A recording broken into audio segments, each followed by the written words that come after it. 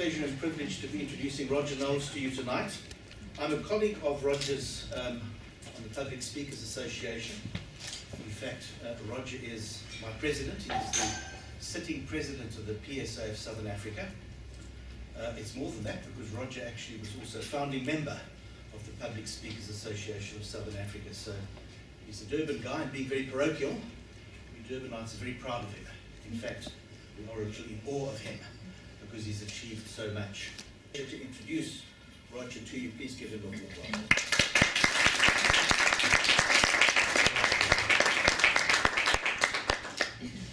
Thank you, Kevin. Hi, folks. Hello. Money. It is one of the most prolific causes of conflict, of destruction in relationships. It tears relationships apart if it gets out of hand completely. You might be interested to know, however, that it can also be an indicator. How you deal with money in a relationship can be an indicator from the word go of whether you will have a successful relationship or not. And if you think that's a bit of an exaggeration, I don't know if any of you have read anything by the Gottman Institute. John Gottman? He wrote a book. He's written, I think, 7 or 8 books, and I tried to trace the first one because I still think of it as being new stuff. It was written over 20 years ago.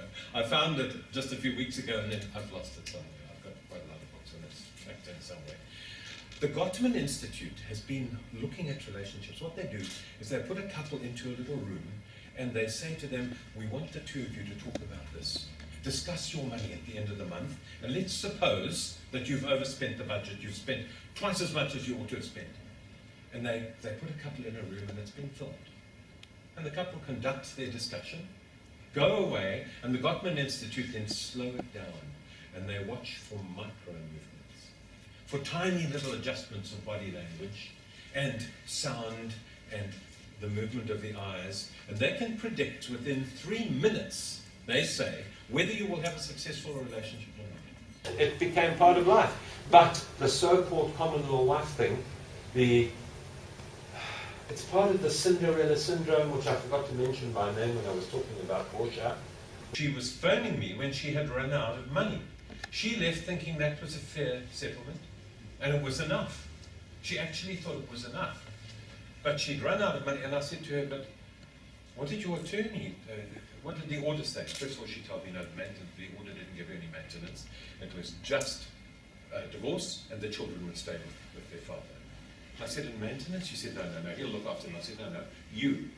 How are you being looked after? And she said, no, there was no order for her. Absolutely no clue of legal process, of legal rights. She had no idea at all. And I've seen this so often, that it's brought me to the point where I thought I must write something about this, and I wrote articles, and then I wrote a little book, and then I started giving a talk, which I haven't given for some years now. But I noticed people have said to me, why are you giving it again then? I said, because I've noticed things haven't changed. Nothing has changed. Women are still in trouble. Plenty of women are. Some aren't. Some get astonishing settlements, but it's a smallish number.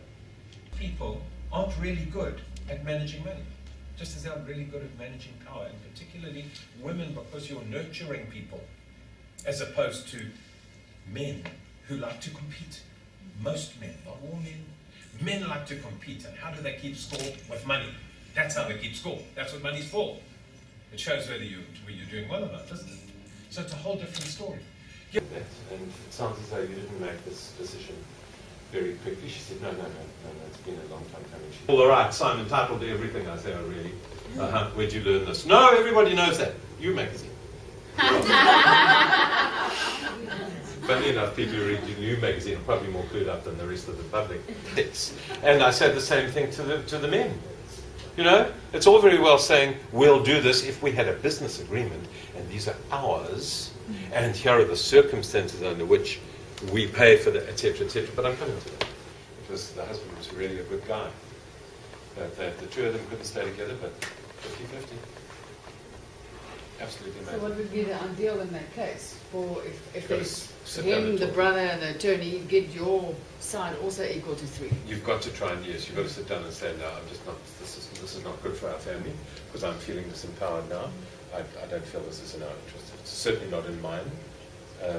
Where I felt we were doing well, we aren't anymore. It's completely I don't have a say. It's out of my control. It's something that has to be discussed.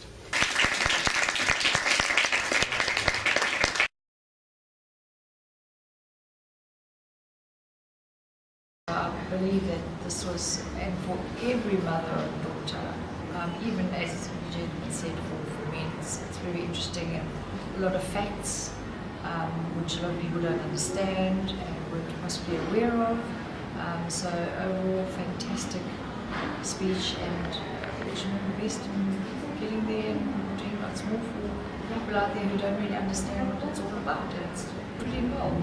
I thought it was absolutely fantastic, especially for the youngsters to actually know what they're getting involved in. One from behalf of women's side. I think every woman actually needs to know the business side of any relationship or marriage. So, yeah, great. Thank you.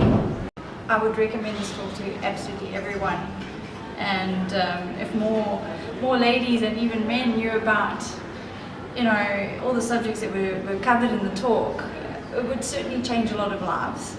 And well done, Roger. Keep up the great work. Loved it.